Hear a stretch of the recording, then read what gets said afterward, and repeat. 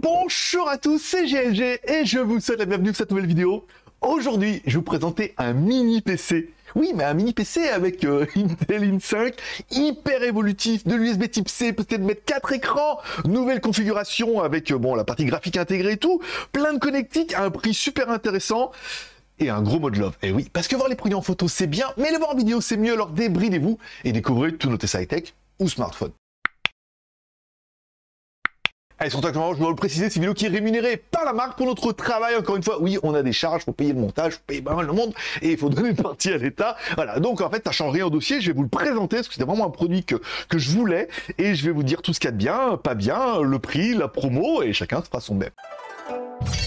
Aujourd'hui, je vais vous présenter ce nouveau mini PC. Alors certains sauront, avant je travaillais avec j'avais un iMac, après je travaillais avec un Mac mini, et après j'ai acheté le nouveau iMac tout intégré et tout, mais j'ai souvent besoin d'une solution pour Windows, pour tester certains logiciels, alors pas le dual boot et tout, là, c'est compliqué. Là, pour tester certains logiciels, ou pour certaines fonctions, ou des fois, voilà, pour pouvoir faire certains tests, et j'étais assez intéressé par, non pas par une grosse tour dégueulasse, mais une petite machine assez compact mais qui fonctionne plutôt bien, et on peut dire que j'étais exaucé.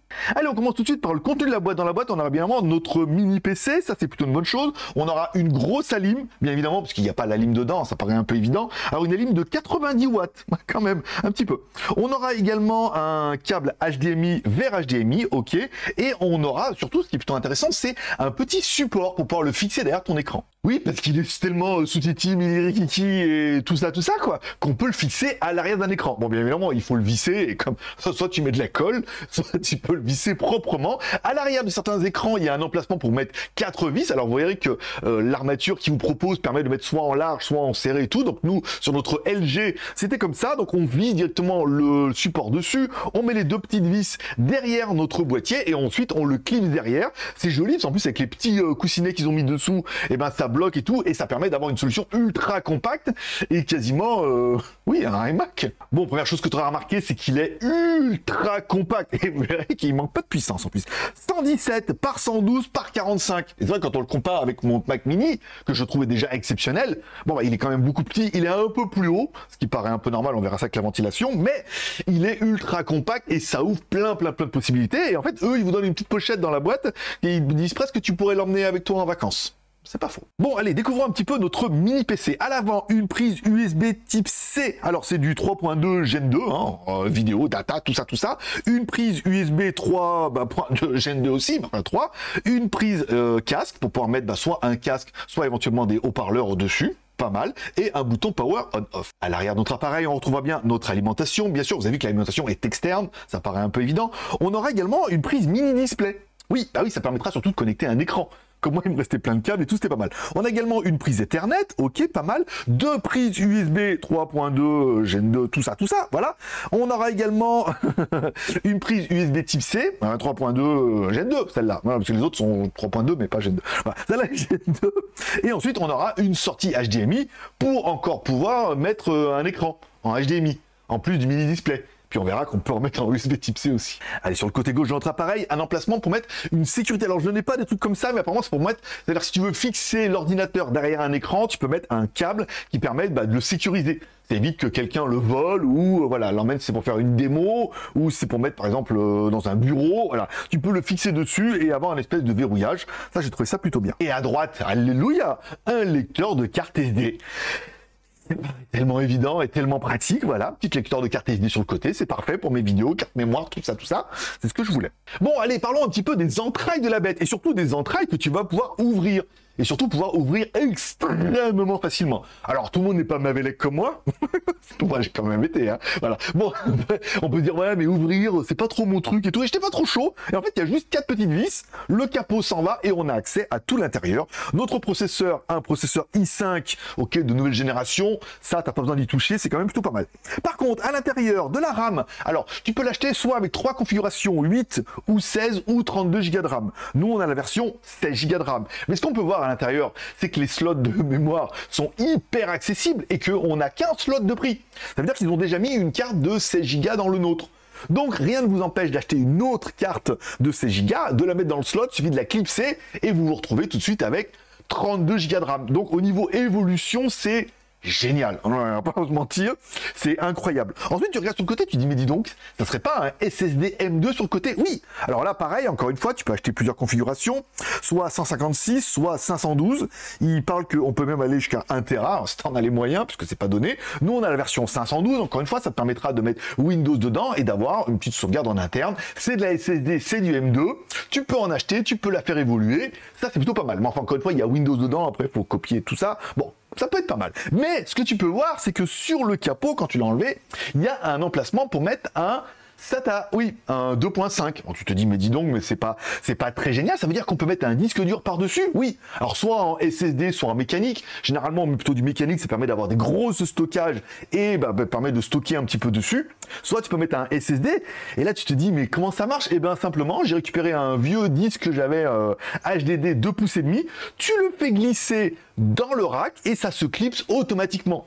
Et là, tu as ton extension de stockage. Ça veut dire que tu as tes 512 plus ce que tu veux, ou ce que tu pourras acheter, ou récupérer, tout ça, tout ça. Oh, tu te dis, mais putain, mais c'est trop génial. C'est tellement évolutif, tellement facile à faire, que ouais, t'es déjà en train de tomber amoureux. Bon, allez, on parlons un petit peu de la partie graphique. Alors, encore une fois, ça fait partie de ces nouvelles générations où il y a la carte mère et il y a la partie graphique dedans. Il n'y a pas de carte graphique, encore une fois, mais la partie graphique est intégrée dans la carte mère. On nous parle de Iris plus 655, tout ça, et ça permet de brancher jusqu'à 4 écrans. Alors, malheureusement, je n'ai pas 4 écrans. Je n'ai que 2 écrans externes, parce que j'ai un iMac maintenant, et 2 écrans, c'est déjà pas mal. Et quand on branche dessus, alors, première chose, j'ai branché HDMI et USB Type C. Vous savez, un USB Type C avec un HDMI.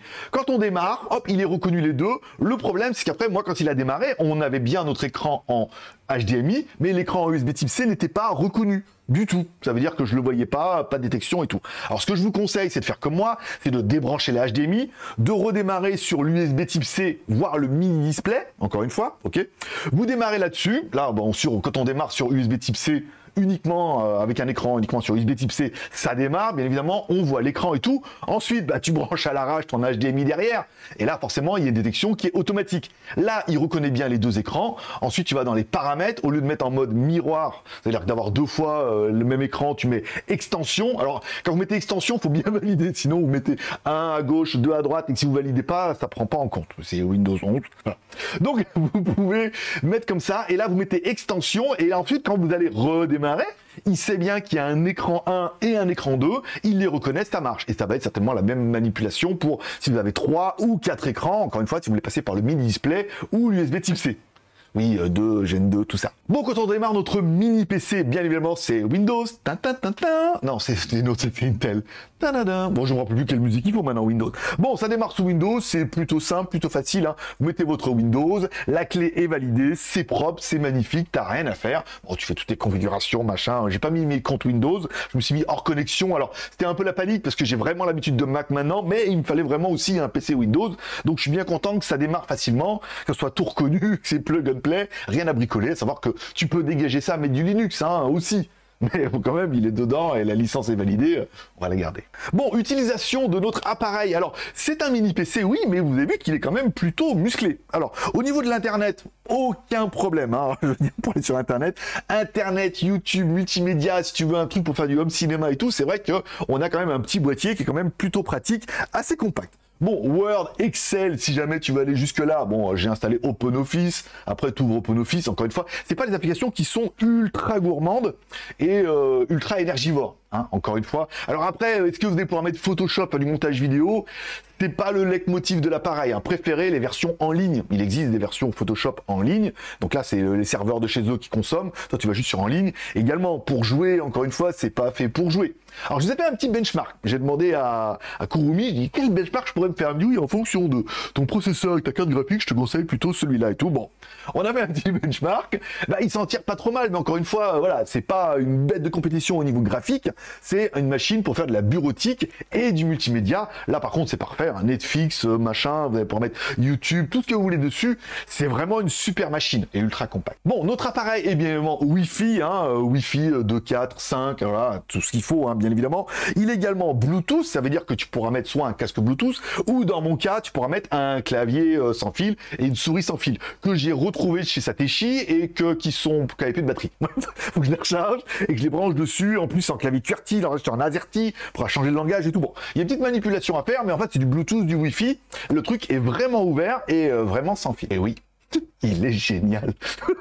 il est parfait. Bureautique à Internet, encore une fois. Vous voulez faire du montage vidéo, vous voulez faire des jeux, des trucs. C'est pas un truc fait pour jouer, encore une fois. Ou alors vous jouez sur des versions qui sont en ligne, voilà, sur le cloud. Et là, dans ce cas, vous allez pouvoir jouer et tout. Mais voilà, vous avez bien compris, le leitmotiv, il est incroyable. On va parler du prix d'abord. Allez, on va parler un peu du prix. Alors, ce produit est vendu par la marque Geekcom. Ok, Geekcom. JT Geek, Greg le Geek, tout ça, on est bien. Allez, il est vendu sur Amazon, TTC, livré depuis la France et tout. Alors, si on prend notre version de base en 8, alors, nous, la version fait 449 €, celle-là. Vous avez une version un peu plus chère à 509 €. Vous avez possibilité de le prendre avec 8 plus 256, 16 plus 56 ou 16 plus 512. Nous, on a eu du bol, on a eu la version 16 plus 512.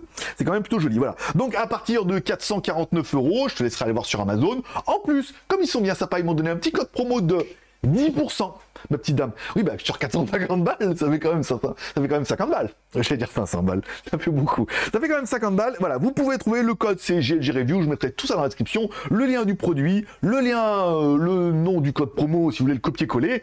Et comme ça, vous pourrez aller voir dessus.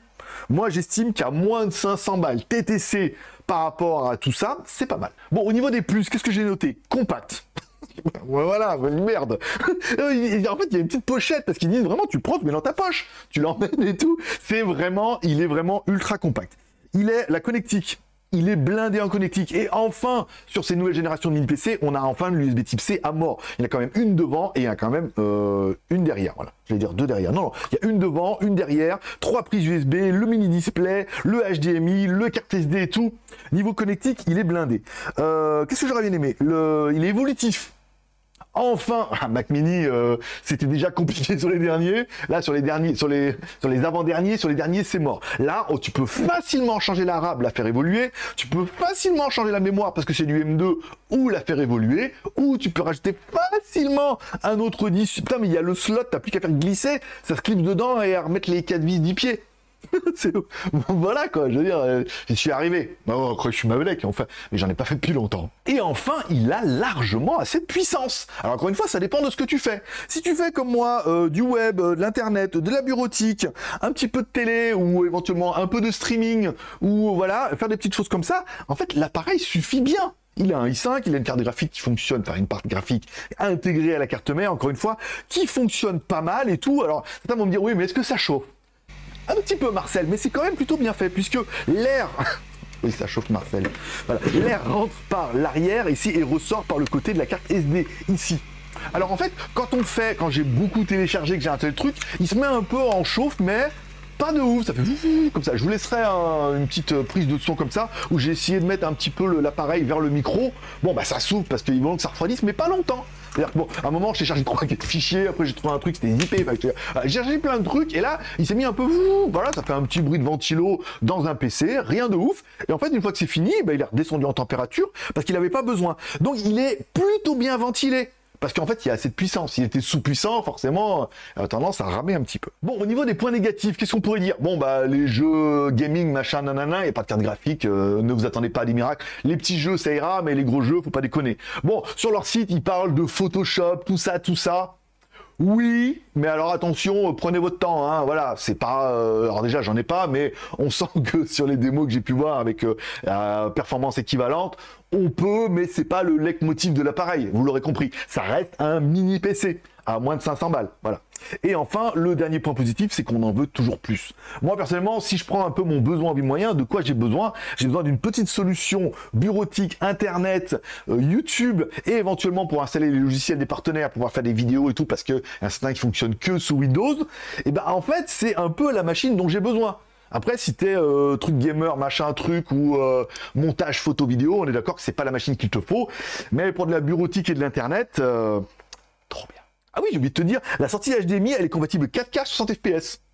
Oui, monsieur, petit lecteur multimédia, petit disque dur dedans, petit film, machin, sur la télé et tout. T'as quand même une machine qui est ultra polyvalente, et je veux dire, avec VLC dedans, t'installes un petit peu tout ce que tu veux. Donc, malgré tout, elle est extrême. Garçon, mini PC, cette machine, mes filles, voilà. Bon, ce mini PC est ultra séduisant, ultra compact, largement suffisant, et il a vraiment plein d'atouts, et vous allez être content un peu comme moi de découvrir cette nouvelle marque Geekom en vous disant, waouh, ils ont fait un super produit, enfin, qui correspond un petit peu à tout ce que je voulais. Voilà. Donc moi, c'est mon nouveau mini PC préféré, il me fallait une machine Windows, je l'ai. Bravo. À toi de me dire en commentaire ce que ça pensait de ce mini PC. Est-ce que pour toi, en fait, c'est la machine un petit peu idéale dont tu as vraiment besoin? Est-ce que tu as besoin de plus? Ou en fait, bah, tu as besoin de moins et dans ce cas, c'est ce qu'il te faut. Alors tu prends la plus petite configuration en disant qu'en 8 plus 256 plus un petit HDD que tu peux acheter facilement sur internet, c'est une solution qui est vraiment intéressante. Tu me mets tout ça en commentaire, je lis tous les commentaires, la preuve, je mets un petit cœur d'amour à chaque commentaire. Si tu as une question, bah, j'essaie d'y répondre, hein. Si j'ai pas de réponse, je te dis, hein. Des fois, on me donne des produits que j'ai eu il y a 3 ans, je ne sais plus les produits maintenant, je suis pas capable de te dire, voilà. Si tu as aimé la vidéo, pouce en l'air, t'as pas aimé la vidéo, bah, pouce en bas. T'as aimé ne pas aimer la vidéo, ça vaut bien un pouce en l'air. Par contre, t'as pas aimé la vidéo, peut-être petit pouce en bas. T'oublies pas de t'abonner pour ne rien louper, tu cliques sur la cloche, j'ai plein de produits super sympas qu'on reçoit de pas mal de marques. Beaucoup de marques voient qu'on a des produits un petit peu insolites, nous contactent pour nous proposer, hey, pourquoi vous essayez pas ça, c'est bien, c'est ce nouveau produit et tout, voilà. Tu t'abonnes, tu cliques sur la cloche, tu loupes rien. Moi, je te souhaite une bonne journée. Prenez soin de vous, prenez soin de vos proches, gardez le moral et surtout restez ouverts. Moi forcément je vous kiffe et je vous donne rendez-vous bientôt pour un autre produit qui devrait un petit peu te faire kiffer aussi. Hein. Allez, bonne journée, bye bye.